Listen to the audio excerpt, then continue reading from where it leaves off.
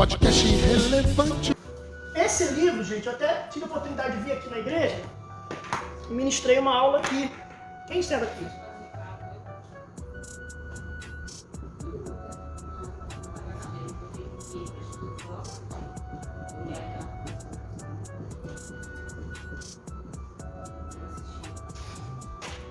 É a matéria que eu mais gosto de dar. Atos dos Apóstolos. Atos dos Apóstolos abrange de modo seletivo os primeiros 30 anos da história da igreja. Como historiador eclesiástico, Lucas descreve em Atos a propagação do evangelho partindo de Jerusalém até Roma.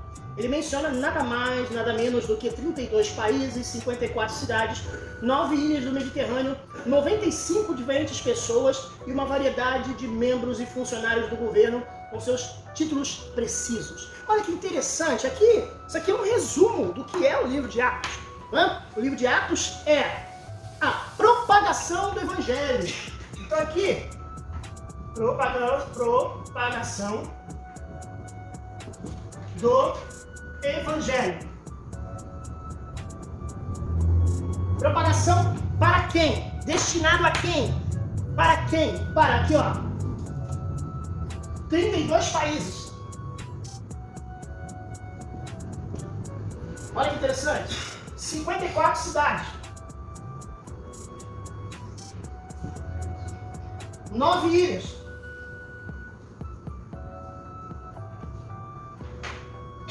E 95 tipos de pessoas.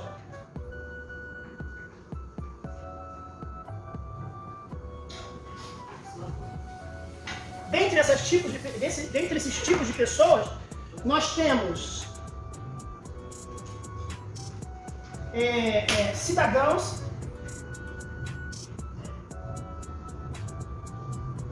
funcionários do governo,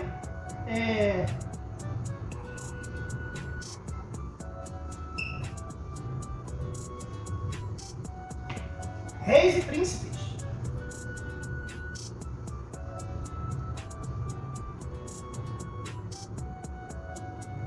Olha que interessante como é a abrangência. A Aline que está com a gente, a Aline Siqueira está com a gente. Boa noite, a paz.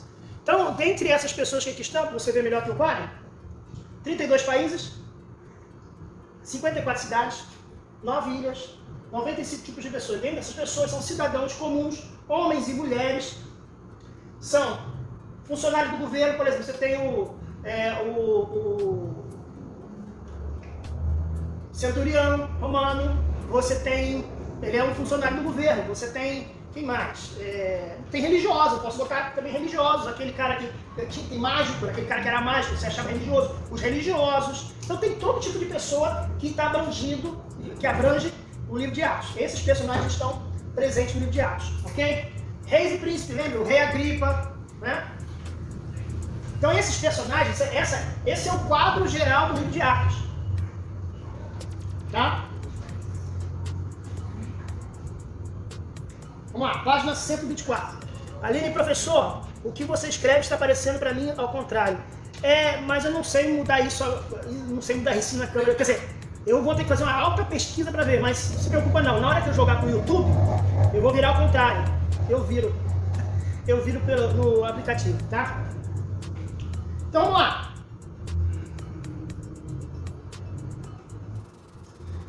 Ainda na página 123, aqui está escrito assim. Na sua fase inicial, as escrituras do Novo Testamento consistiam em 2 coletâneas, os 4 evangelhos e as epístolas de Paulo.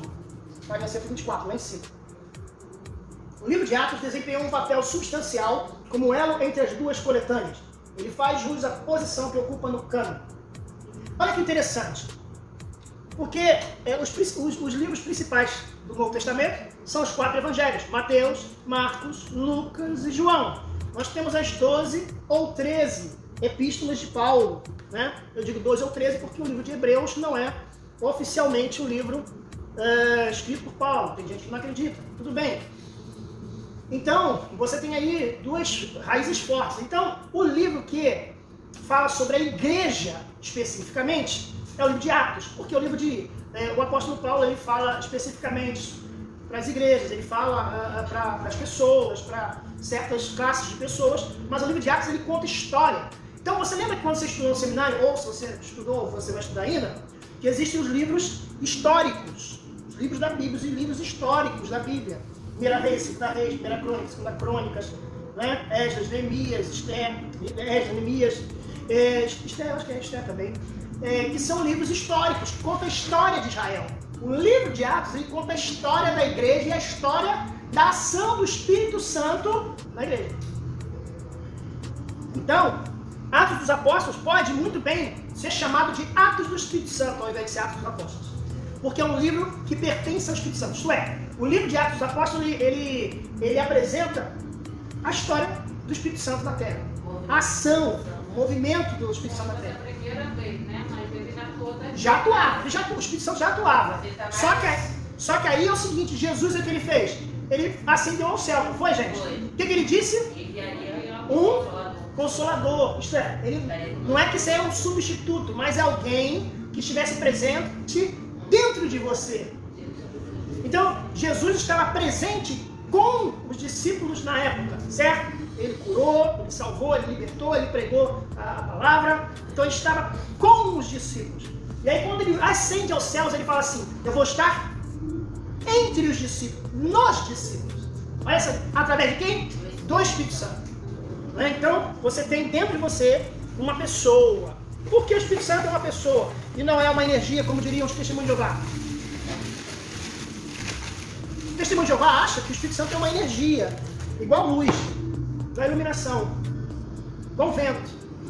Mas não, o Espírito Santo é uma pessoa. O Espírito Santo geme, sente ciúme, prepara, toma decisão, chora. O Espírito Santo faz tudo isso. Não é uma pessoa, tem personalidade.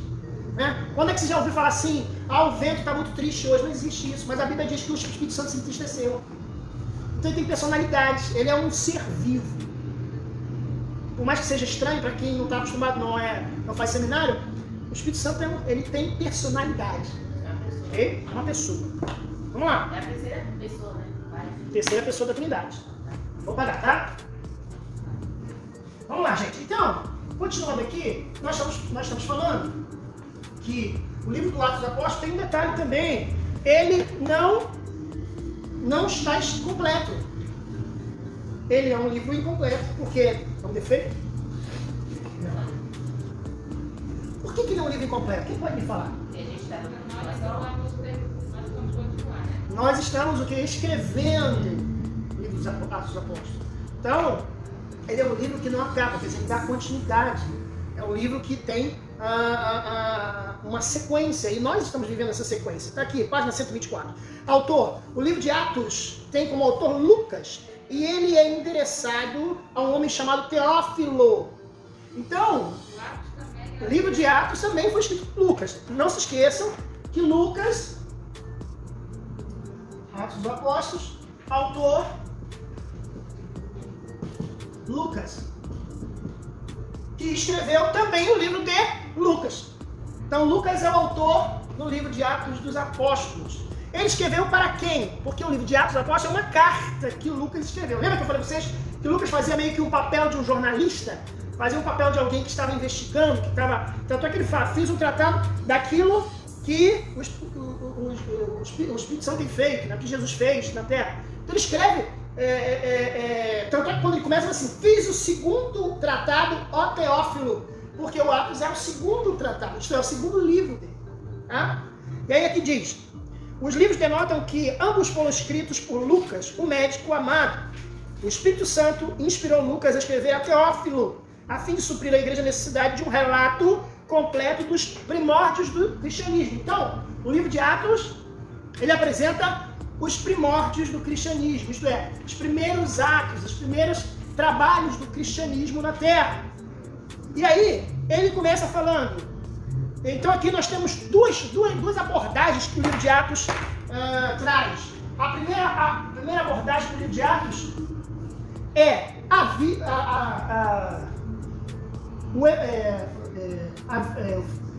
vida de Jesus, que é o relato da vida de Jesus pós-ressurreição.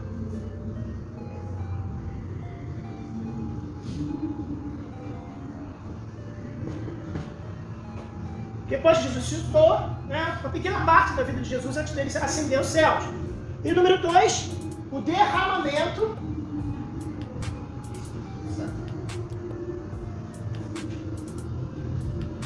do Espírito Santo. E o crescimento da igreja. Número 3.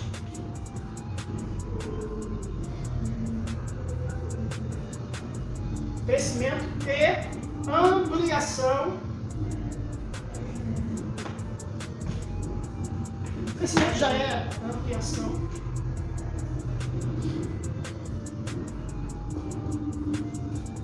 Da igreja.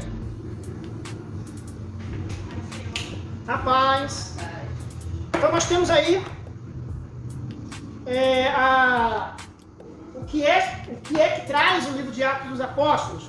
A vida de Jesus pós-ressurreição, o derramamento do Espírito Santo, o crescimento e ampliação da igreja. Ok? Não. Agora nós temos aí o tema. Enquanto em seu evangelho Lucas fala do que Jesus começou a fazer, olha aí, Lucas então como Jesus começou a fazer. Aí diz o seguinte: Atos fala do que Jesus continua a fazer, né? Sob direção do Espírito Santo. Então, através da instrumentalidade dedicada de homens e mulheres consagrados. O tema central ainda é Cristo. Agora, o Cristo ressuscitado. Então, Atos do Apóstolo, ele abrange o Cristo ressuscitado.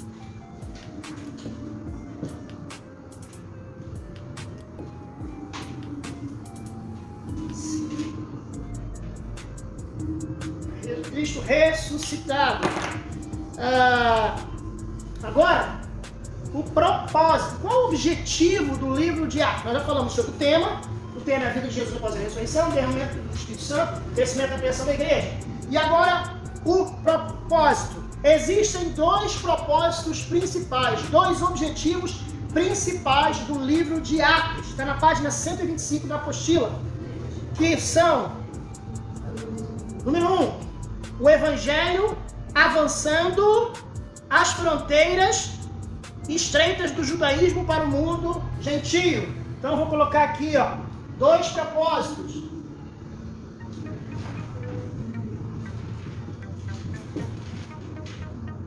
Primeiro propósito, vou botar bem resumido. Avanço do Evangelho no mundo. Então, número 1 e número 2, a missão do Espírito Santo. Missão do Espírito Santo. Quais são as missões do Espírito Santo?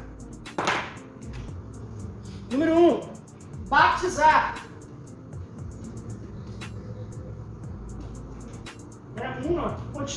2.1. Batizar. Segundo, prover. Provisão. Terceiro, capacitar.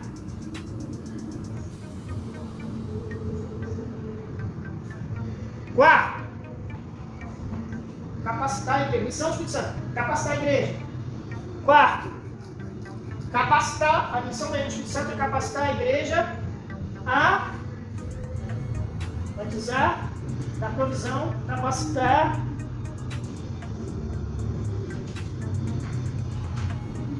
dar continuidade.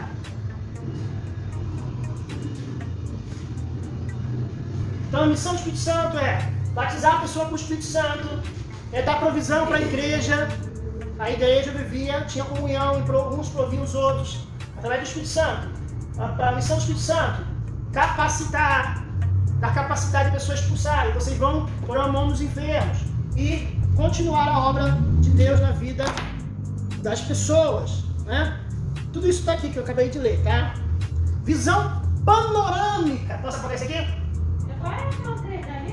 É derramamento. 3, crescimento. Aqui? É derramamento, crescimento e ampliação da igreja. Derramamento da instituição, crescimento e ampliação da igreja. Eu vou deixar essa outra parte para você.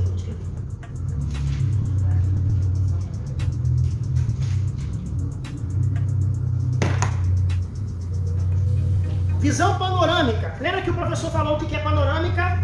Quando você fala que você vai ter um panorama, você vai ter uma visão ampliada de algo como se fosse um mapa, né? Quando você bota um mapa numa mesa, você está tendo uma visão panorâmica daquele mapa. Isto é, você está tendo uma visão geral do mapa, você está vendo o mapa todo. Então, quando a gente fala de ter uma visão panorâmica, quer dizer que nós vamos ter uma visão geral do livro de Atos, né? Então, Atos descreve o que Jesus continuou a ensinar depois da sua ascensão, através do Espírito Santo, operando através dos discípulos e da igreja primitiva.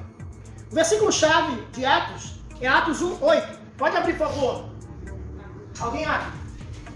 Quem tiver vida aí, abre. Quem não tiver, sempre lá de frente.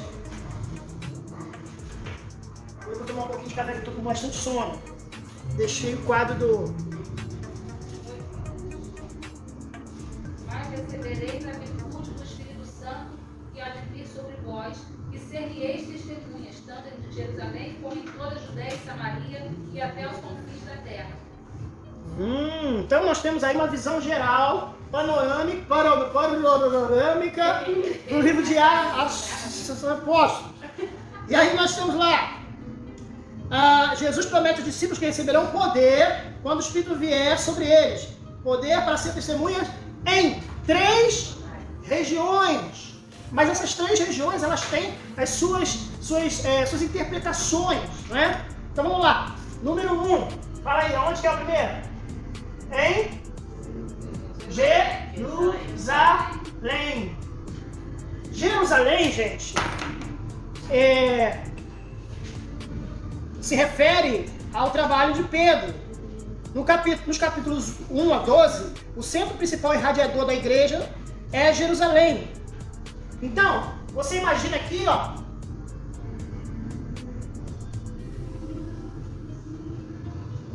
Então você tem aqui Jerusalém, o centro, aí você amplia Samaria, né? Judéia, Samaria, e depois confins da terra.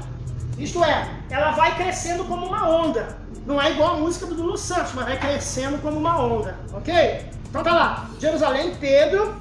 Aí o personagem de Jerusalém, quem é? Pedro, que é exatamente uma informação que a Igreja Católica acredita que Pedro é o primeiro Papa. Mas como se Pedro é o primeiro Papa, se Pedro não teve em Roma? Como Pedro é o primeiro Papa se Pedro era casado e tinha sogra? Pois é, Papa ninguém. Então, esse nome Papa, isso foi inventado depois. Né? Papa significa pai, né? Então, Pedro foi quem trabalhou em Jerusalém. Você tem ali as histórias, a paz, meu irmão. Jerusalém. E aí, no nosso segundo aqui, nós temos o quê? Judéia e Samaria. Né? 2, Judéia e Samaria. Isso significa o quê? Gentios. Então você tem gentios. Quem é que foi pregou para os gentios? Paulo.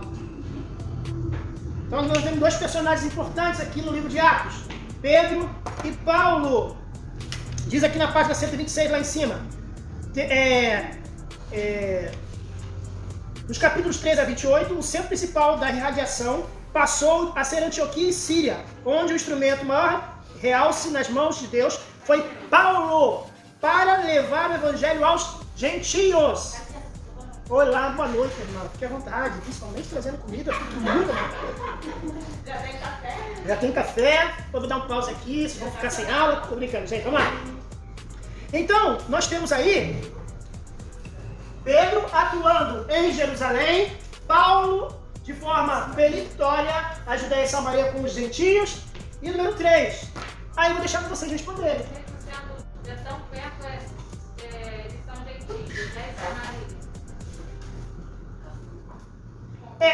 Judéia se refere a gentios. Judéia e Samaria se refere a gentios. Especificamente. Tá? Porque foi lá que Paulo trabalhou, pregou. Agora, posso apagar esse 3 aqui, senão vai confundir com isso aqui, tá? Confundir. Confim da terra quem é? Se nós temos Jerusalém, Pedro. Se nós temos Judéia e Samaria, Paulo. E confim da terra quem é?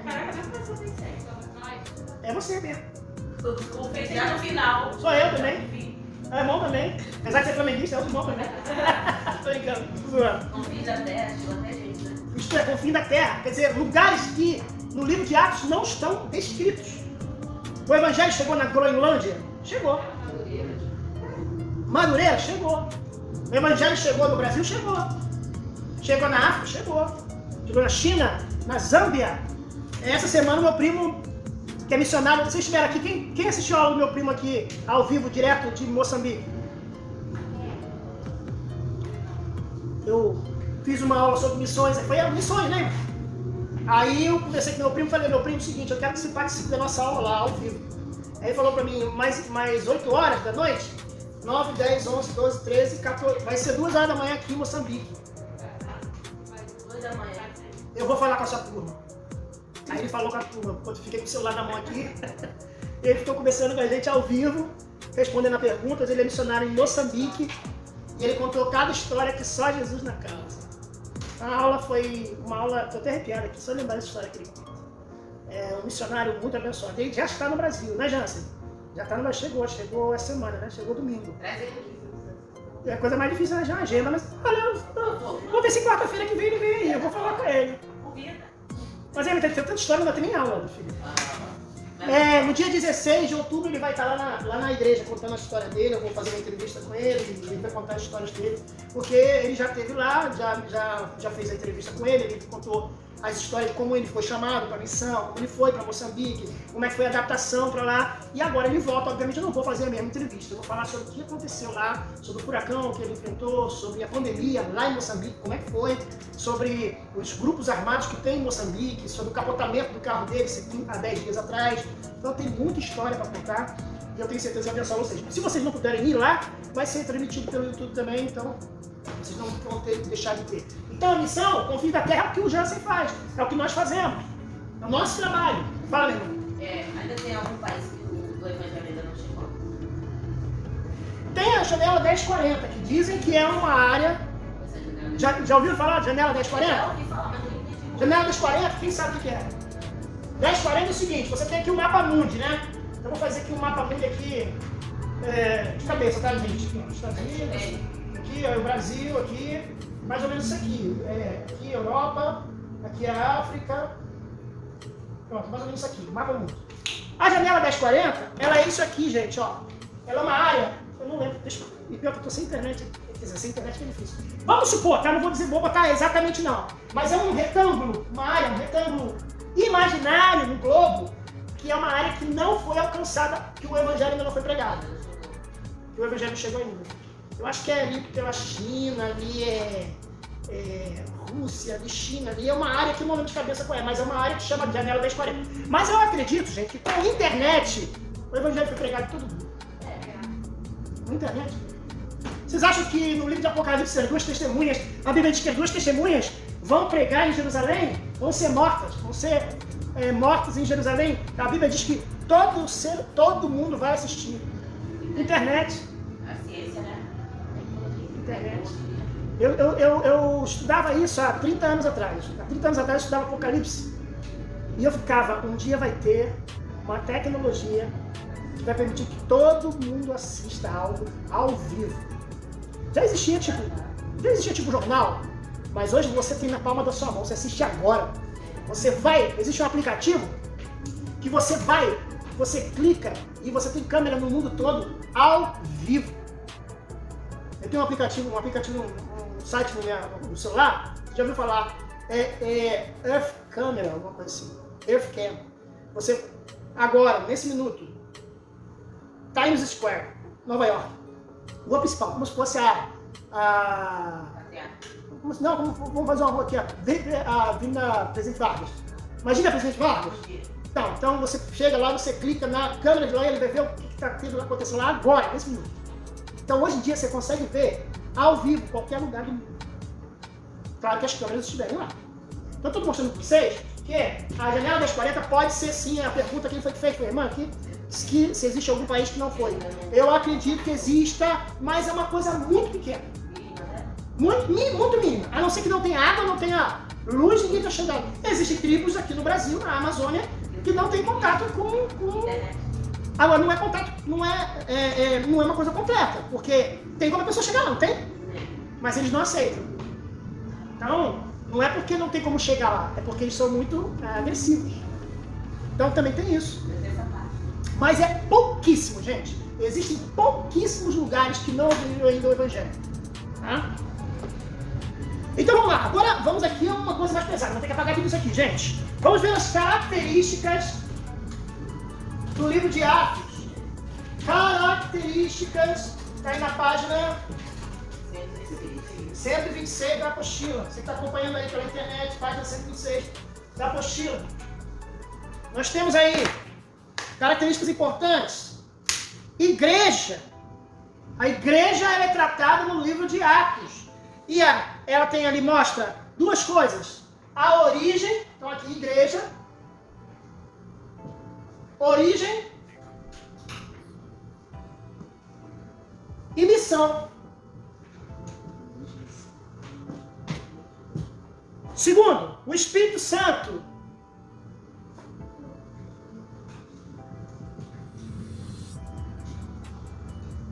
O segundo elemento importante no livro de Atos, ele outorga. O que é outorgar, gente? Outorgar. Eu vou outorgar alguém, dar autorização, dar oportunidade. Eu vou outorgar você a fazer um café para mim. Eu vou outorgar aquele irmão a pregar hoje à noite. Então, outorgar é dar oportunidade, ok? Então, o Espírito Santo outorga o poder para a igreja. O Espírito Santo dá ousadia para a igreja. O Espírito Santo ensina o temor a Deus. O Espírito Santo dá sabedoria. O Espírito Santo dá direção. E o Espírito Santo dá dons espirituais. Está aqui na página 126. Agora, número 3, a terceira característica é a mensagem da igreja. A mensagem ela é apresentada por ensinos inspirados. Quem é que deu os ensinos? Pedro, Estevão, Paulo, Tiago, Filipe e outros. Ok? Agora, o quarto elemento. Oração. Os cristãos primitivos dedicavam-se à oração com regularidade e fervor. Então, oração é outro elemento importantíssimo. Oi, Fábia. É outro elemento importantíssimo dentro das características do livro de Atos dos Apóstolos. Então, vamos lá. Então, nós temos aqui... Esqueci de escrever, gente. Desculpa. Então, o Espírito Santo, mensagens... Tudo isso aí está na apostila, tá? Oração. A igreja tinha o costume de orar, né? Depois, outra característica, sinais, maravilhas,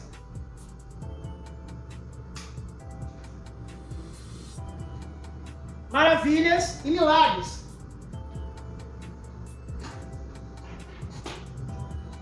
Manifestações que acompanhavam a proclamação do Evangelho. Vamos lá, próximo.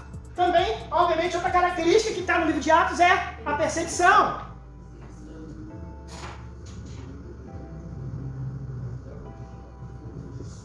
Isso vem no livro de Atos muito fortemente. Depois, mostra dois tipos de pessoas que tentam impedir ou tentam frear a pregação do livro de Atos, que são os gentios, os judeus, a classe judaica, né? E os gentios, os judeus e gentios. Não diz com J, não. Vamos lá. Uma outra característica são as mulheres. A menção especial às mulheres dedicadas A obra contínua da igreja. Tem as diaconisas, tem a mulher que tinha Dorcas, né? A mulher que costurava, eu vou dizer cozinhava, costurava, né? Aí eu estava lendo inclusive essa semana ali, esse texto, que a mulher estava chorando que ela tinha morrido, mas é porque certamente tinha muita costura para entregar. Eu estava pensando, essas mulheres estavam de olho na costura, a mulher morreu, me deixou na mão. Vamos orar para ela ressuscitar, para entregar meu vestido. Estava pensando, né?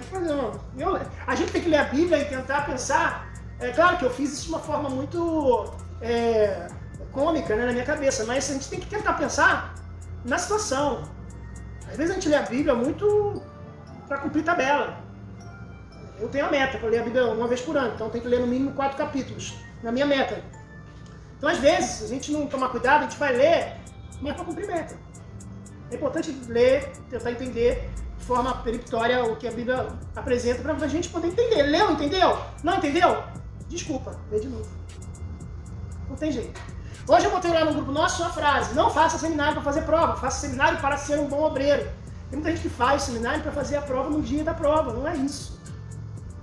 Nós não vamos se formar depois que acabar a prova. Não vai cair uma estrelinha do céu bater na sua cabeça no dia depois da prova, você vai se tornar um obreiro.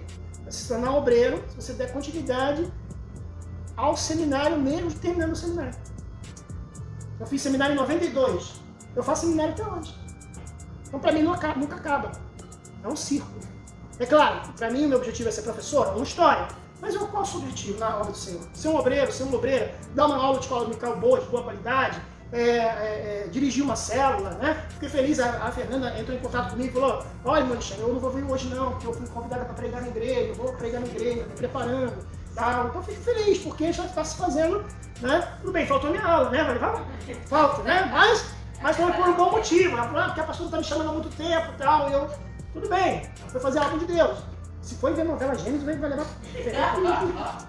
Mas o que eu quero dizer é isso: vocês estão fazendo porque vocês vão colocar em prática. Hoje eu vi nitidamente isso. Uma aluna que entrou em contato comigo, no particular, falou: professor, justificou, para mim está justificado. Tá, é excelente, foi pregar o evangelho, para mim não tem problema.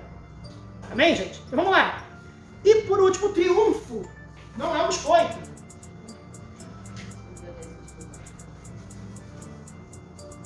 Triunfo, né? São as vitórias. Barreira alguma nacional, religiosa, cultural ou racial, nem oposição ou perseguição puderam impedir o avanço do evangelho. Então, outra característica da igreja. Então, as características: a igreja, na sua origem e missão, o Espírito Santo, as coisas que ele capacita para você fazer, as mensagens de Pedro, de Paulo, de Tiago, de Filipe, não é?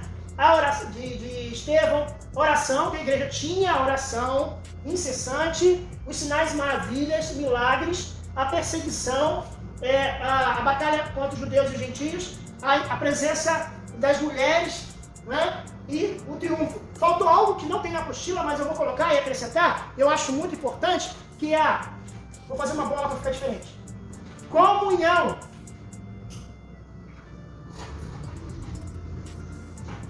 Não foi citado pela apostila, não sei porquê, mas a comunhão da igreja é algo muito vivo no livro de Atos, apesar da apostila não ter apresentado. E perseveravam na doutrina dos apóstolos, e na comunhão, e no partir do pão, e dividiam suas fazendas, e davam seus sítios, suas fazendas. Entre eles, você tem a história de Ananias e Safira, que é uma questão de comunhão, que eles deixaram, eles prometeram dar um terreno. Então isso é muito forte no livro de Atos. E eu achei estranho que não teve isso ali na apostila. Então, quero deixar isso: a comunhão é muito forte no livro de Atos. Ajuda os irmãos ajudando uns aos outros. Tá? Isso é muito forte. E até que na apostila, até onde eu estudei, não tinha, porque eu estudei só a primeira aula, né? Que a nossa primeira eu dividi essa aula em duas, né? Vamos lá.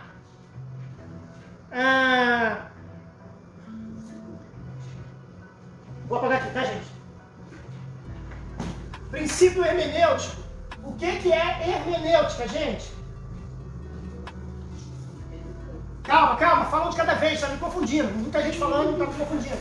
Um de cada vez, vai. Hermenêutica é um nome estranho. Hermenêutica é irmã da homilética.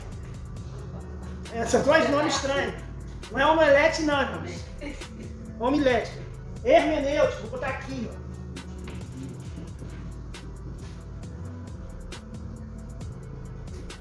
Então, se você quer botar um nome na sua filha, bota o nome de hermenêutica. Irmã hermenêutica. A irmã hermenêutica pode fazer oração para começar o culto. É um bom nome. Vamos lá. Hermenêutica é a arte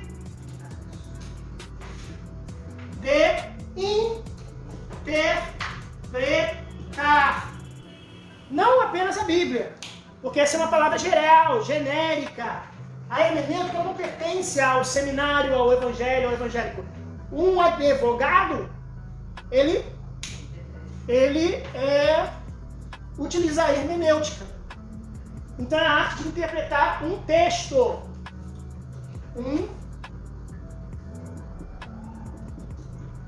Então a hermenêutica estuda, e vocês vão estudar no seminário, talvez aí na segunda fase do seminário, que acho que a primeira tem essa matéria, vocês lembram? Se tem essa matéria? Acho que não, né? Acho que é só no segundo curso mais avançado que vai ter hermenêutica e homilética. Hermenêutica, gente, você aprende a interpretar a Bíblia. Quando a Bíblia fala sobre isso, o que ela quer dizer? Tem sim. Tem? Tá. Essa turma vai ter. Tomara que eu pegue essa aula. Eu gosto, já dei aula. Amo dessa aula. E homilética, gente, homilética, o que é homilética, gente? Ovo, presunto, queijo. Não. Homilética é a arte de pregar, de falar, de discursar. Eu não vou falar pregar porque o advogado também estuda isso quando ele estuda direito. Ele estuda homilética, que é a arte de pregar, de discursar, a arte da oratória. Você imagina se eu fosse dar aula para vocês?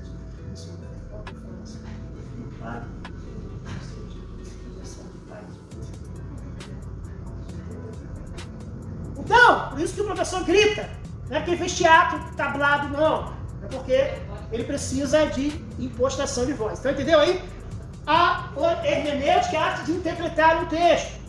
Há quem considere o conteúdo do livro de Atos como se pertencesse a uma outra era bíblica, e não como um padrão divino para a igreja e seu testemunho durante o período que o Novo Testamento chama de últimos dias. O livro de Atos não é simplesmente um compêndio de história da igreja primitiva. Agora, atenção! O que é o livro de Atos? Está escrito aí. É o padrão perene para a vida cristã e para qualquer congregação cheia do Espírito Santo. Então, você quer ver o padrão da igreja? Olha para o livro de Atos. É o padrão. É o manual de instrução para a igreja. Como a igreja, a igreja começou a trabalhar. Então é isso que é o livro de Atos. Olha lá. Padrão para a vida perene que não acaba, tá? Perene é algo contínuo, tá? É o padrão contínuo para a vida cristã e para qualquer congregação cheia do Espírito Santo. Qualquer igreja que é cheia do Espírito Santo, ela deve seguir esse padrão. Padrão é algo que, vamos supor, chega numa empresa e fala assim, ó, qual é o nosso padrão? Isto é, qual é a nossa qualidade? Entendeu? Então, por exemplo, a igreja tem congregações. Então, aí, por exemplo, vou dar um exemplo aqui fácil. Não é uma crítica, é um elogio, então eu gosto de falar o nome da igreja. A igreja do pastor Silas Malafaia, ela trabalha com um padrão. A própria igreja universal trabalha com um padrão. Se você for em qualquer igreja do Silas Malafaia, é a mesma parede, né, atrás. Praticamente, 99,9% é aquela parede bege, tipo um... Como é que é isso? Drywall, né? É uma aplicação, né? E é o mesmo, as cadeiras são as mesmas. Mesmo fabricante. Entendeu? Mesmo que ele alugue. Eu fui recentemente lá na Taquara, da igreja do Silas lá na Taquara, e fui lá e eles estavam mostravam um vídeo das igrejas que estavam fazendo reforma. E todas elas tinham um padrão. Então, quando você quer ver um padrão para a igreja, você olha para o livro de Atos. Ele é o padrão.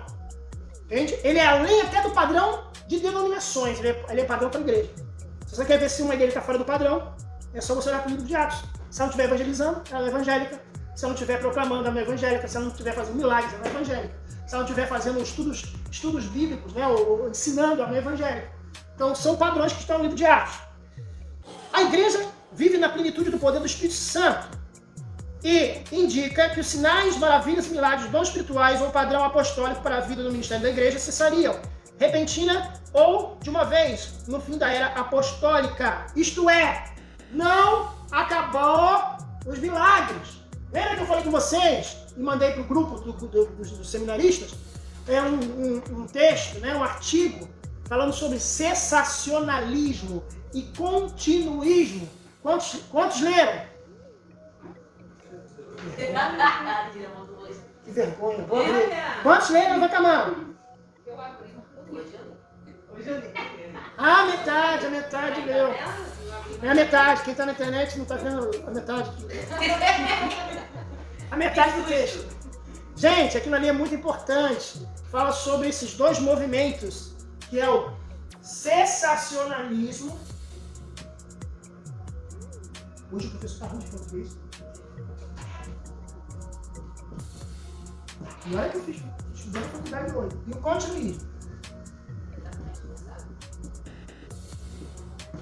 O que é o cessacionalismo? Pra caramba, o dia todo.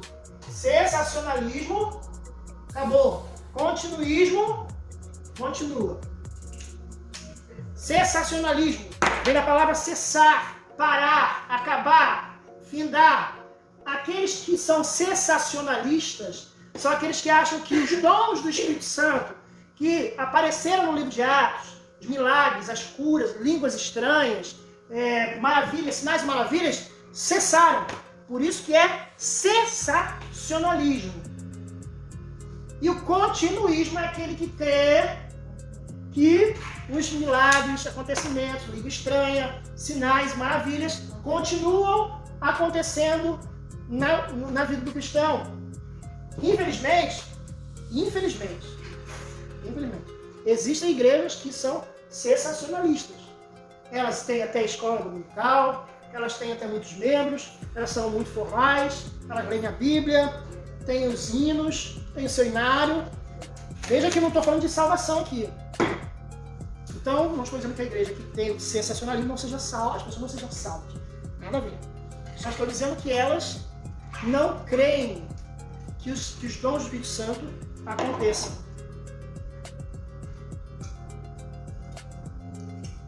Ok? E o continuista, eu creio que todos aqui são continuistas, eu creio que o Espírito Santo ainda atua na igreja. Então nós vemos aqui poder para testemunhar, né? Após a ressurreição, nosso Senhor passou 40 dias maravilhosos com os discípulos. Lembra que eu falei a vocês que o Atos dos Apóstolos é Jesus ressurreto? Depois de falar suas últimas palavras, ele foi levado às alturas numa nuvem que encobriu os seus olhos. E Jesus disse: assim virá do modo que me viste subir. Sendo assim, devemos examinar ele foi a fim de podermos saber como voltará. Sua volta será a volta do Senhor, né? Nós temos aí 4 tipos de volta do Senhor. Isso é muito importante, isso dá um estudo profundo, de quase 2 horas. Só esses 4 tópicos aqui. Número 1, vida pessoal. Ele não vai mandar ninguém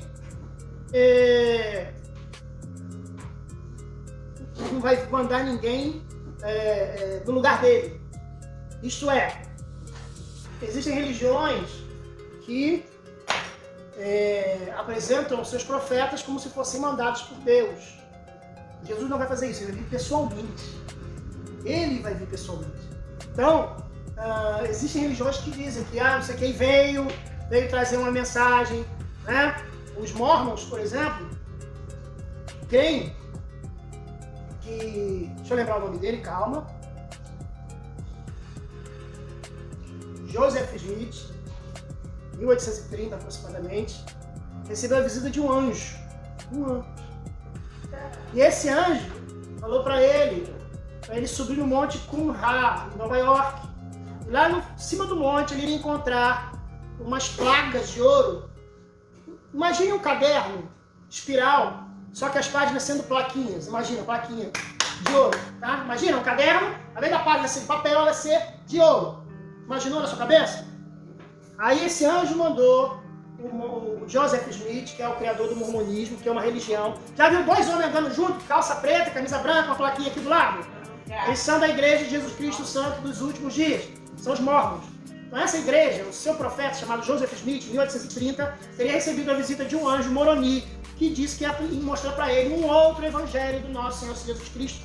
E ele subiu lá nessa montanha, lá em Nova York, e ele teria escavado e encontrou um baú, e desse baú encontrou essas placas ele traduziu, e ele, através de um sistema lá, maluco lá, traduziu, e aí ele escreveu o livro de Mormon, que é uma outra história de Jesus Cristo, que Jesus Cristo teria vindo até os Estados Unidos e pregado para os índios americanos. Olha que doideira. Eu tenho esse livro. Então, eu estou mostrando para vocês, Jesus não vai mandar um moroni, Jesus não vai mandar um Miguel, Jesus não vai mandar outra pessoa, ele vai vir pessoalmente. É uma vida pessoal. Quem tinha que vir antes dele foi João Batista, é uma outra história. Depois disso, minha filha, ele vai vir pessoalmente. Então a primeira vida pessoal, segunda vida dele é visível. Todo olho o verá. As testemunhas de Jeová acreditam que Jesus veio secretamente. Jesus já veio. Já veio em secreto. Ninguém viu, né? Ninguém viu. Os testemunhos de Jeová, congelou, voltou, Fábio? Me diz aí se voltou, por favor. Para os testemunhos de Jeová, nós estamos vivendo a grande tribulação. Já. Grande tribulação, para eles.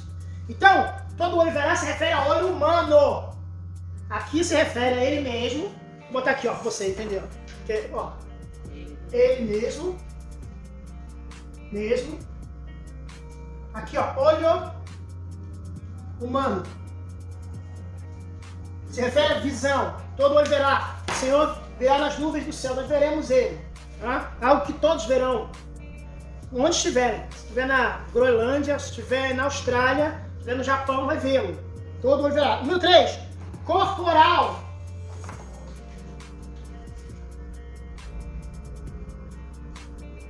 Isto é,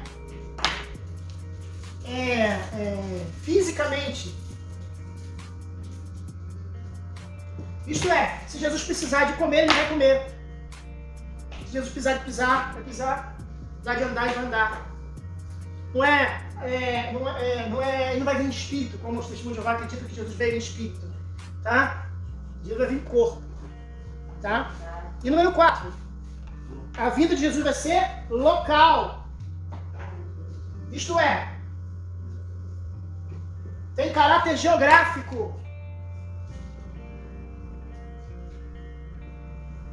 Isto é, ele vai estar em algum local geográfico, físico. Falam que Deus é brasileiro, então provavelmente, né? Vamos ver, né? Se ele vai vir, de onde ele vai vir, né? Onde que ele vai vir? Se Deus é brasileiro, né? Dentro dessa tese, né? Mas a verdade é que vai ser algo geográfico. Obviamente ele vai descer, ele vai a Jerusalém, certamente, tá? Então a vinda de Jesus é isso. Pessoal, visível, corporal e local. Página 128. Depois da vinda de Jesus Cristo, a Terra, o acontecimento de maior importância é a vinda do Espírito Santo. A igreja nasceu no dia de Pentecoste. O maravilhoso Pentecoste não foi o vento veemente, impetuoso, nem as línguas de fogo, mas o fato de que os discípulos tenham sido cheios do Espírito Santo para que pudessem testemunhar aos homens. Se não sentimos o desejo de falar aos outros com Cristo, é evidente que não conhecemos ainda a plenitude do Espírito Santo. Então, as pessoas às vezes ficam presas nos sinais, né? Presas nos sinais que ocorreram, né? Vento, estava tudo fechado, teve um vento, quer dizer, é impossível. A gente tem aqui um vento sem a gente ligar o ar. Pode estar tudo fechado, ligou o ar, você sentiu um vento. Agora, se você fechar a porta e não tiver nada ligado, você não sente vento nenhum. Mas dentro do lugar fechado, a Bíblia diz que estava num lugar fechado, começou a ventar.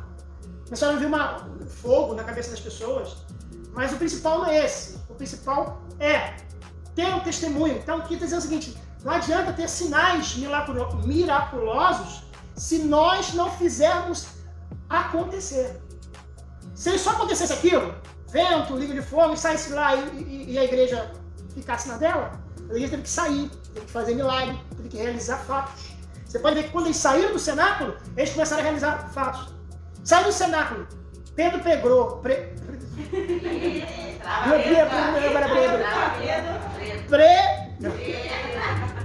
Pedro pregou e quantas pessoas se converteram? Vamos lá. Vamos lá. Quantas pessoas se converteram na pregação de Pedro? Oi? 3.000 almas? Quem mais? Não foi 3.000? E as 5.000? Depois, foi depois. Quase! É muito importante, eu falei isso até na aula aqui que eu dei de escola militar aqui, que não foram 3.000 almas que se converteram. Quase 3.000 almas. Existe um estudo. Antigamente eu falava desse estudo de forma... Depois isso. Depois 125 mil, não. Mas existe um estudo, eu não sei, eu não seria capaz agora de dizer para vocês com certeza, mas existe um estudo que pesquisou, olha que interessante, quantos ele pregou para quase 3.000 almas, foi? E existe um estudo dizendo que no mar da Galileia, onde ele pregou, ali naquelas proximidades ali, não, perdão, naquela pescaria que eles fizeram, eles pescaram quantos peixes? 120? 127, eu acho. 157 grandes peixes, né? Aí tem um estudo que diz que naquele mar ali tem 120, tem a mesma quantidade de espécies de peixe. Sensacional. É poder de Deus. Agora, é algo assim interessante, mas não é algo assim que você possa dizer com certeza. Porque é um estudo muito antigo. Eu lembro que quando eu estava fazendo seminário tinha esse estudo. Não sei se caiu por terra, porque a ciência sempre está mudando, né? Mas é algo interessante. Então, quando a Bíblia fala em números, a gente tem que ter atenção que ela está querendo falar alguma coisa. Quase 3.000 almas, não são 3.000. Tá? Então, isso é muito importante prestar atenção nos números. Você lembra que na aula passada eu falei sobre numerologia bíblica? Fui falando com vocês os números. Eu estou com bastante calor. Alguém consegue, porque eu sei que vocês estão com frio aí atrás, alguém consegue descer a pá para que fique aqui? Porque eu estou com muito calor aqui, gente. Eu não sei usar aí, se vocês puderem me ajudar. Eu estou com muito calor. Vamos lá, gente. Página 128. O batismo com o Espírito Santo. No Espírito Santo. Porque, na verdade, João batizou com água, mas vós sereis batizados com o Espírito Santo, não muito depois destes dias. Então, agora, aqui está dizendo o seguinte. O povo recebeu a mensagem do Evangelho, tá? E ele agora está dizendo o seguinte, não é só batismo de água que vocês vão ter, porque a igreja talvez ali se acostumou com o batismo. Então, ouvi a mensagem, vou lá, batizo, beleza, é assim que a vida é cristã.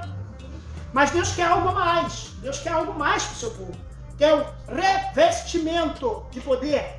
É claro que eu não vou fazer isso aqui, mas pode me fazer gentileza? Me empresta essa jarra aí, um copo, por favor.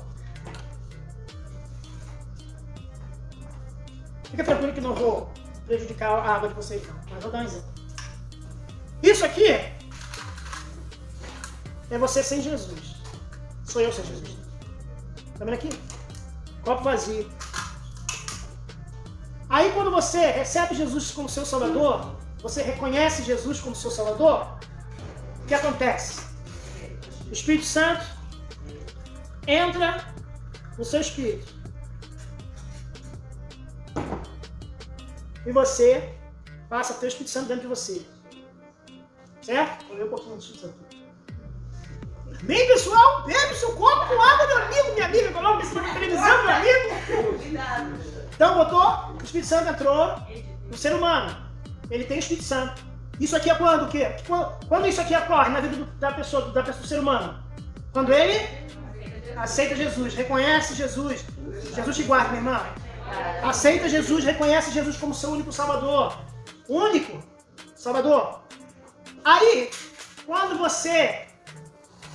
Tem mais... Alguém pega aquela bandeja ali, por favor? Desculpa, irmão, hoje eu estou usando a irmã aqui, abusando aqui. Vai precisar pegar mais água. Não, Deus.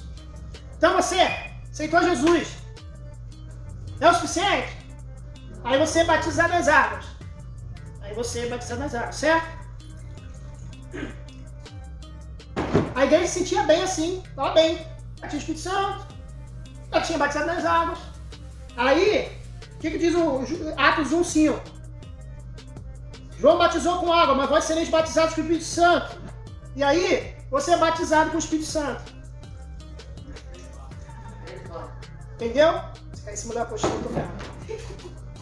Aí, batizar de Espírito Santo é revestimento. Revestimento de poder. Aí, você batizar de Espírito Santo com fogo. Não vou fazer isso, não vou acabar com vocês. É como se fosse esse copo cheio, dentro dessa jarra cheia, e jogasse lá dentro. Aí o que acontece? Você não via nem mais o copo, você só via a água. Entendeu como é que funciona? É revestimento. Batismo no Espírito Santo com fogo, que é a plenitude do Espírito Santo. Você não está mais só com o Espírito Santo dentro de você. Ele está fora de você, ele está ao redor de você, você está mergulhado dentro do Espírito Santo. Quando isso a gente não alcançou ainda. Na plenitude. Quem alcançou a plenitude? Ninguém alcançou. É evidência que a gente possa saber que estamos cheios assim. É só morrer. Quer experimentar agora? Não, a dúvida que eu sei é mais relação Porque ninguém aqui na Terra vai chegar, gente. Senão vira santo. mas com relação ao batismo com o Espírito Santo e com fogo. O fogo é quando você recebeu esse revestimento, né? Viu que transbordou? É algo, vamos dizer assim, é muito mais visível, é muito visível. É algo, vamos dizer assim, é muito mais visual. Porque, por exemplo, eu fui batizado no Espírito Santo e não falei em línguas. E aí? Mas eu sabia que eu tinha sido batizado. Eu sabia que eu tinha sido batizado pelo Espírito Santo. Eu sabia, eu só não falei língua. Aí depois eu falei língua depois eu recebi um revestimento maior. Aí eu sapateei, pulei, caí, aconteceu tudo visual, é muito mais visual. Mas não é nada, quando não é nada demais, quer dizer, porque as pessoas valorizam muito isso, essa coisa visual. O cara que sapateia, o cara que anda pela parede, o cara que voa. Acontece tudo isso, até voar já aconteceu. Na África acontece muito isso. Na África, o feiticeiro chegou lá na África, lá naquelas igrejas africanas. Aí chegou, ele desafiou o pastor. Um cajado lá nosso. Levantou voo, voou na igreja. Feiticeiro fez isso. Feiticeiro fez isso. Aí o pastor falou assim, você tá voando, meu irmão?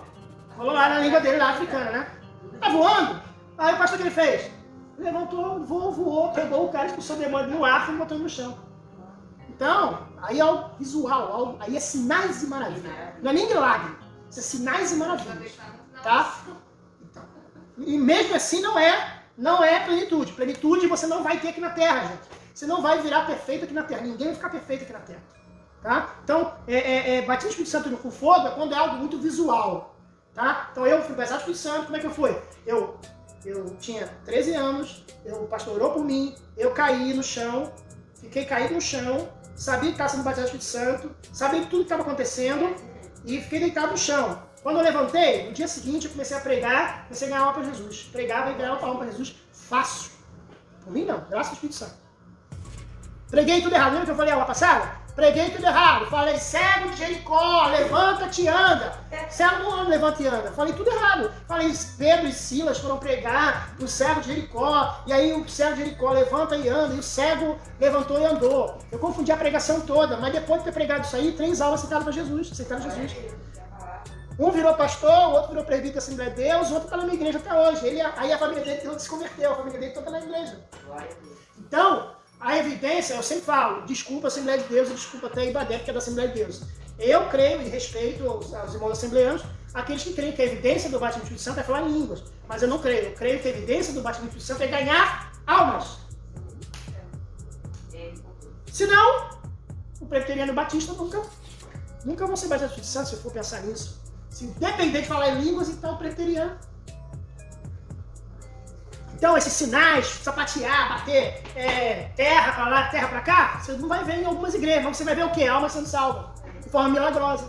Você não vai ver essas coisas lá, mas vai acontecer. Então, entendeu isso aí, gente? Uma das doutrinas principais das Escrituras é o batismo no Espírito Santo. A respeito dele, a palavra de Deus ensina que, número 1, o batismo no Espírito Santo é para todos que professam a fé em Cristo, que nasceram de novo. É impossível uma pessoa que nunca recebeu Jesus como seu Salvador, que não recebeu água do seu copo, como eu falei aqui, é impossível dela ser batizada no Espírito Santo. Número 2. Um dos alvos principais de Cristo na missão na Terra foi batizar o povo no Espírito. Ele ordenou os discípulos a não começarem a testemunhar até que fossem batizados no Espírito Santo revestidos de poder. Então a segunda coisa é que eles não podiam pregar sem ser revestidos de poder. Foi necessário que eles recebessem o batismo do Espírito Santo para receber poder. Você lembra o que Deus fez quando Ele criou o homem? Eu estou com calor. Desculpa, gente. Obrigado. Alguém? Próxima aula traga o casaco, porque eu estou morrendo de calor, gente. Desculpa. Liga fraquinho, porque eu estou morrendo de calor. Então, o que acontece, gente? Nós precisamos do Espírito Santo para pregar. Lembra que eu falei? Que ele ordenou os discípulos a só começar a testemunhar quando tivesse revestido de poder. Como é que uma pessoa vai pregar se ela não tem poder para expulsar demônios? Vai passar vergonha. Não é? Até o irmão estava expulsando o demônio, aí o demônio falou assim, eu não vou sair, aí o irmão, sai, eu não vou sair, sai, aí o demônio falou assim para ele, eu não vou sair porque eu conheço o seu passado. Falou com ele. Aí ele pediu o Espírito Santo, me dá sabedoria. Aí ele virou para o demônio e falou assim, você vai sair porque eu conheço o seu futuro. E expulsou ele, o demônio saiu. Então, se você ficar, a pessoa que não é baseada no Espírito Santo, ela tem medo, ela sai correndo. Eu já vi gente sair correndo quando o demônio manifestou na igreja. Já vi gente. Eu já vi gente com medo de botar a mão no demônio. No caso da pessoa possessa. E a gente tem que ir para cima, irmãos. Ir para cima, não ter medo. Então, é importante isso, ser revestido do poder do alto. Número 3. O batismo do Espírito Santo é uma obra distinta e a parte da regeneração, também por ele efetuada. Assim como a obra santificadora do Espírito é distinta e completiva em relação à obra regeneradora do mesmo Espírito, assim também o batismo do Espírito Santo complementa a obra regeneradora e santificadora do Espírito. Isto é, uma coisa é ser salvo. Eu recebo Jesus como meu Salvador e meu Senhor. Legal, aceitou Jesus. Se você morrer agora, você vai para o céu. Basicamente isso. Agora, se você vai ficar vivo na terra, você tem que dar continuidade à obra do Espírito Santo. Então, é necessário aceitar Jesus, necessário fazer sua obra. Para fazer sua obra, precisa de um revestimento. O soldado, ele não entra lá na hora de se inscrever lá, né? Para servir, ele não entra lá, assina, recebe o uniforme e já vai para a guerra. Vai para a guerra direto? Ele vai para o quê? Treinar. E para ir para o treinamento, ele recebe o quê? As armas. Recebe o quê? A roupa. Recebe o quê? Colete, capacete, couraça, né? Couraça é o uniforme, as ferramentas. É a mesma coisa do Espírito Santo. Que é revestimento. O soldado recebe ferramentas para se defender. Né? E a gente recebe também. 5. Ser batizado do Espírito Santo significa experimentar a plenitude do Espírito. Esse batismo teria lugar somente a partir do dia de Pentecostes, quanto aos que foram cheios do Espírito Santo antes do dia de Pentecostes. Lucas não emprega a expressão batizados no Espírito Santo. Esse evento só ocorreria depois da ascensão de Cristo. Lembra que eu falei com vocês que Deus, quando criou o homem, ele fez o quê? Soprou, não é? Jesus ressurreto fez o quê? Com os discípulos. Soprou. Disse o quê? Recebei o Espírito Santo. Ele repetiu a mesma ação. O livro de Atos descreve o falar em outra língua como sinal inicial do batismo do Espírito Santo. Aqui já é uma crença da Assembleia de Deus, eu respeito, com todo respeito. Mas eu não creio. Eu creio que o sinal é pregar. É ter o Espírito Santo está te usando para você pregar. Não é apenas pregar, mas é pregar e ter resultado. Palavra com poder. O batismo do Espírito Santo outorgará ao crente ousadia e poder celestial para este realizar grande obra em nome de Cristo e ter eficácia no seu testemunho e pregação. É o que eu acabei de falar. Ele não vai só pregar, ele vai pregar e ter resultado. Antes eu era um menino de igreja, que ia na igreja, meu pai era dirigente de uma congregação, e depois fui membro fundador da nossa igreja que está lá até hoje. Eu sou um garoto que ia lá, ia na escola dominical, assistia a aula, tranquilo, era um bom garoto, garoto razoável, não era um garoto que chamava de fazer, aprontava, não aprontava, sempre foi um cara tranquilo. Mas depois eu fui batizado no Espírito Santo. Aí, meu filho, aí comecei a pregar na escola. É aquilo que eu contei com vocês. Eu tinha a chave do auditório, era que eu queria pregar. Eu ia pregar, orar para a professora. Eu ia tirar macumba em cima da mesa da professora, que alguém fazia. Então fazia isso aí. Era chamado de pastor na escola. Porque eu tinha isso. Entendeu? Porque eu sabia que tinha sido batizado no Espírito Santo. Eu sabia que tinha recebido o revestimento. Então ele diz isso. Ele vai otorgar, ele vai dar ao crente ousadia, poder para realizar grande obra em nome de Cristo. Então, por exemplo, estava eu e meu colega Joaquim, esse que aceitou Jesus na pregação toda errada. Estava eu e ele lá na oração, lá de tarde. Depois da escola, saí da escola e ia para a igreja orar. Ficava olhando lá de tarde. Aí chegou uma senhora, duas bolsas, nunca esqueço, uma senhora forte, duas bolsas pesadas. Aí falou, você tem o quê? Botou a cabeça assim pra dentro da igreja, que era uma igrejinha, uma lojinha, loja pequena. Sei lá, tinha o tamanho disso aqui, né? Aí ela botou a cabeça assim pra dentro da igreja. Isso aqui é o quê? Isso aqui é uma igreja. Ah, eu tô precisando de oração. Eu, com 14 anos, e o outro irmão meu com 13 anos. Aí ela, com oração, então vamos orar por ela. Aí o demônio manifestou ela, só tava eu e ele.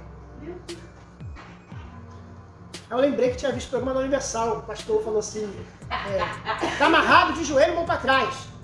Aí eu falei a mesma coisa. Tá amarrado de joelho, mão pra trás. A mulher caiu de joelho no chão, mão pra trás. Tá amarrado mesmo. E amarrou ela. E o demônio, né? E aí nós, naquele momento ali, nós tivemos a ousadia de expulsar aquele demônio. Quando expulsamos aquele demônio, aquela possessão demoníaca, ela falou assim, onde eu tô? Por que eu tô aqui? Ela levantou, não entendeu porque ela estava de joelho. Ela levantou, sentou, deu um copo com água para ela, né? E aí eu conversei com ela. E ela morava, tipo assim, Nova Iguaçu. Como é que ela veio parar na Tijuca? Ela não sabia. Então, Deus vai dar a você instrumentos para você fazer. Tá? 7. Outros resultados do genuíno batismo do Espírito Santo são mensagens proféticas e louvores. Não que alguém que não é batizado do Espírito Santo ou não se considera batizado do Espírito Santo não possa pregar. Você pode ver muitas pessoas que falam bem, que interpretam bem, lerem a Bíblia de uma forma bonita. Você pode ler textos de Confúcio. Confúcio tem frases bonitas. Existem filósofos também com frases bonitas. Existem pessoas que escrevem muito bem. O poder da oratória não é o poder do Espírito Santo. Mas aquele que é batizado do Espírito Santo, ele tem mensagens proféticas e louvores. Então, ele pode, por exemplo, receber um louvor, uma canção que toca as pessoas. Canção que ela vai além das notas musicais. Ela entra, atinge a alma, o espírito da pessoa. É um negócio fora do normal.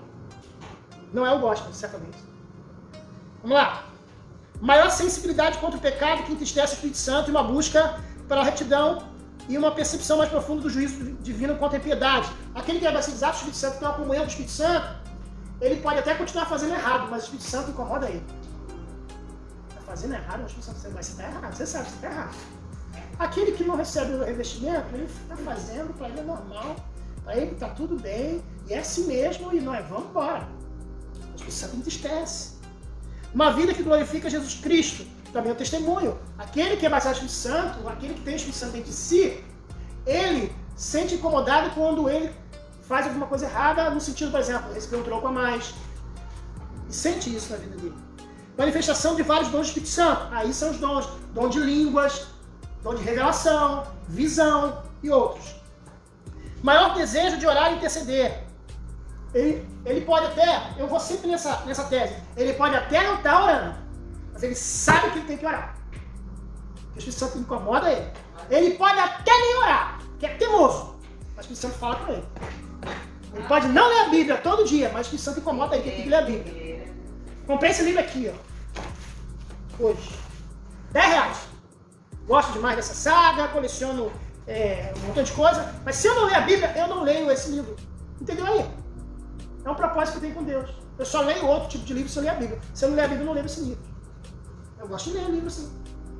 Mas eu coloco na minha cabeça que por que eu estou lendo um livro secular se eu não li a Bíblia? Então eu cobro de mim demais isso. Quem é que me cobra isso? Sou eu? Porque eu sou maravilhoso? Não. É o Espírito Santo que me cobra. Você está lendo esse livro, mas não lê a Bíblia? Que conversa é essa? Você fica no Zap o dia todo e não lê a Bíblia? Que conversa é essa? Então, é muito importante a gente refletir nesse sentido. Não adianta você não é proibido de ler um livro como esse. Você não é proibido de usar o Zap, ver televisão, ver uma série, não é. Mas é chato. O cara quer ser seminarista não lê apostila. Eu quero ser um grande pregador. Não estuda, não busca informações, não procura saber sobre os grandes pregadores, sobre grandes pregações, melhorar seu sermão, estudar antes da pregação, fazer Faz isso. Hoje, confesso a vocês que eu não estudei muito para dar essa aula. Mas antes de ontem eu já li a aula todinha. Então preparei a aula. O que é preparar a aula? Sentar num lugar sossegado, sublinhar, ver os pontos principais, né? E meu estudo hoje veio até aqui. Eu não terminei. Tá vendo como é que eu preparo a aula de vocês? Assim que eu faço. A aula toda eu preparo assim, tá vendo? Sublinhando. Por quê, gente? Porque a gente precisa fazer além do que você faz para você. Se eu me dedico para ler esse livro, eu tenho que dedicar muito mais para estudar isso do que estudar a Bíblia. Não tem comparação. A Bíblia diz que a nossa justiça tem que ultrapassar os fariseus, escribas e fariseus. Aí eu vejo pessoas fazendo doutorado, mestrado, lendo livros mais grossos que esse, para estudar física, geografia, ciências e tudo mais. Ficam ricos, viram doutores.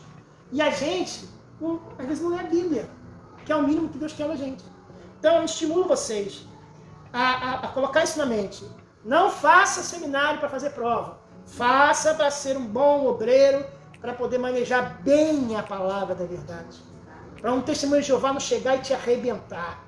Um mormon não chegar e te arrebentar. Eu vi um mormon fazer um irmão abaixar a cabeça, porque não tinha resposta para responder ele. Só para você ter uma ideia, passando vergonha, crente. Chegou todo valentão para pregar para o mormon. 20 minutos depois, tá com a cabeça baixa, o mormon falou, pregando para ele. É besteira do mormon, desculpa, se você é mormon. Que vai morar em outro planeta. Não sei disso tudo, eu estudo há só 30 anos em religiões. Você vai morrer, você vai para um mundo terrestrial, que é outro planeta. Então, tava lá o mormon lá pregando com o meu. Aí eu cheguei para ver conversar com o cara. Aí eram dois mormons. Então eu preguei com um. Aí um começou a se interessar, olha só que interessante. Mas não me deu razão. Aí eu falei assim, um era vizinho. Sim, vai em casa um dia pra gente bater um papo. Aí tem um dia que ele foi lá em casa, chegou lá em casa 10 horas da noite. Aquela nossa conversa, achei interessante o que você estava falando. É que o americano estava do meu lado, eu não estava querendo, porque eu sou da religião, né? Não posso um dia negar o missionário americano, era um americano e esse rapaz. Aí eu queria conversar com você, porque eu fiquei pensando no que você falou. Olha só o que o Espírito Santo faz. Aquele que abaixou a cabeça, tudo bem, segue a vida dele. Aí ele ficou lá em casa, 10 horas da noite. Quando foi 3 horas da manhã, ele estava aceitando Jesus. E estava me dando todos os livros de literatura dele toda. Ganhei o livro de literatura mormon toda. Bíblia Mormon, Pérola de Grande Valor, Doutrinas e Convênios. Pena que Doutrinas e Convênios e Pérola de Grande Valor teve um problema de enchente, caiu, molhou e eu perdi isso ali. Mas eu ganhei toda a literatura mormon desse rapaz, ele aceitou Jesus. Hoje ele é da Assembleia de Deus. É o Edgar. Assembleia de Deus ali da usina. Meu amigo Edgar foi mormon. Então, Deus vai te usar com poder para isso, gente. Mas você tem que conhecer. Você não pode dar mole. Você tem que conhecer. Não estou dizendo que você tem que entrar no centro religioso daquela religião, não. Estou dizendo que você tem que entrar no Salão do Rei, no Testemunho de Jeová, não. Não estou dizendo que você tem que entrar na Igreja Católica e pregar para o padre, não. Não. Mas se estiver na sua frente, se você tiver que falar, você tem que buscar conhecimento um pouco, para você não passar vergonha, porque eles estudam. O Testemunho de Jeová estuda, o Mormon estuda. O Testemunho de Jeová tem um livro chamado, eu falei semana passada, né? Chama-se...